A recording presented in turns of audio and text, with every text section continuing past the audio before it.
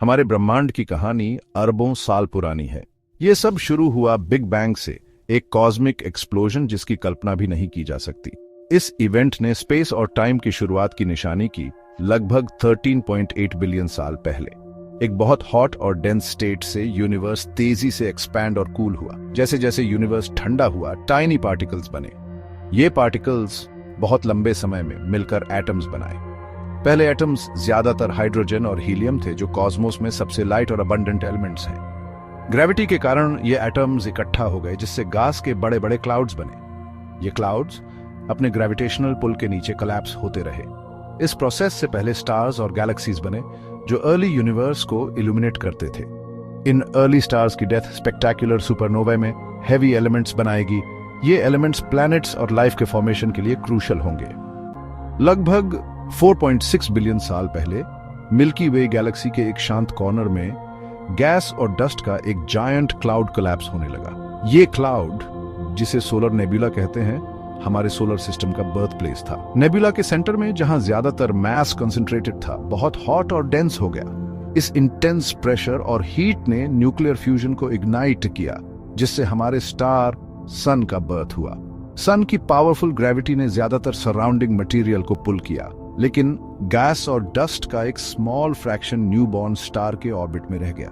बचा हुआ मटेरियल का ये स्वर्लिंग डिस्क सन की ग्रेविटी से बाउंड धीरे धीरे क्लम्प होने लगा। लाखों सालों में ये क्लम्प सक्रीशन नाम के प्रोसेस से बड़े होते गए। उन्होंने ज्यादा से ज्यादा डस्ट और गैस अट्रैक्ट किया और आखिरकार हमारे सोलर सिस्टम के प्लैनेट्स, मून्स और एस्टेरॉइड्स बने। यंग सन के चारों ओर डिस्क में बनने वाले प्लैनेट्स में हमारा घर अर्थ भी था। अर्ली अर्थ एक हॉस्टाइल प्लेस था, एक मोल्टन वर्ल्ड जो एस्ट्रॉइड्स और कॉमेट्स से बॉम्बार्ड होता था। जैसे जैसे अर्थ ठंडा हुआ, उसका मोल्टन सरफेस सॉलिडिफाई हुआ, जिससे पहला क्रस्ट बना। वोल्केनोज इरप्ट हुए, प्लैनेट के इंटीरियर से गैसेस को एटमॉस्फेयर में स्प्यू किया। अर्थ की अर्ली हिस्ट्री में सबसे इंपॉर्टेंट इवेंट्स में से एक मून का फॉर्मेशन था। करंट साइंटिफिक थ्योरी सजेस्ट करती है कि एक मार्स साइज्ड ऑब्जेक्ट अर्ली अर्थ से कोलाइड हुआ था। इस कैटेक्लिज्मिक इवेंट ने स्पेस में बहुत ज्यादा डेब्री इजेक्ट किया। ये डेब्री समय के साथ अपनी ग्रेविटी के नीचे कोलेस हुआ, जिससे हमारा मून बना। मून के ग्रेविटेशनल पुल ने अर्थ के रोटेशन को स्टेबलाइज किया और टाइड्स बनाए।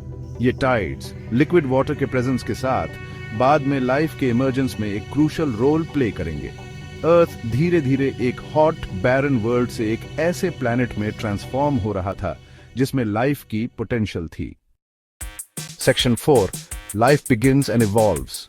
अर्ली अर्थ का एटमॉस्फेयर आज हम जो ब्रीथ करते हैं उससे बहुत अलग था। इसमें ऑक्सीजन नहीं था और ये मीथेन, अमोनिया और कार्बन डाइऑक्साइड जैसी गैसेस से रिच था। लेकिन इस हार्श एनवायरनमेंट में भी लाइफ के बिल्डिंग ब्लॉक्स इमर्ज होने लगे। साइंटिस्ट बिलीव करते हैं कि अर्ली अर्थ के ओशंस के प्राइमोर्डियल सूप में ऑर्गेनिक मॉलिक्यूल्स बने। ये मॉलिक्यूल्स कॉम्प्लेक्स केमिकल रिएक्शंस के थ्रू आखिरकार फर्स्ट सिंगल सेल्ड ऑर्गेनिजम्स का कारण बने। ये सिंपल लाइफ फॉर्म्स, जिन्हें प्रोकैरियोट्स कहा जाता है, अर्थ पर सभी लाइफ के एंसेस्टर्स थे। अरबों सालों में लाइफ इवॉल्व और डाइवर्सिफाई हुआ। इन सिंगल सेल्ड बिगिनिंग्स से more complex life forms emerge हुए, जिन्होंने ओशंस और आखिरकार लैंड को कॉलोनाइज किया। फोटोसिंथेसिस इवॉल्व हुआ, जिससे एटमॉस्फेयर में ऑक्सीजन रिलीज हुआ और ऑक्सीजन ब्रीदिंग ऑर्गेनिजम्स के एवोल्यूशन का वे पेव हुआ।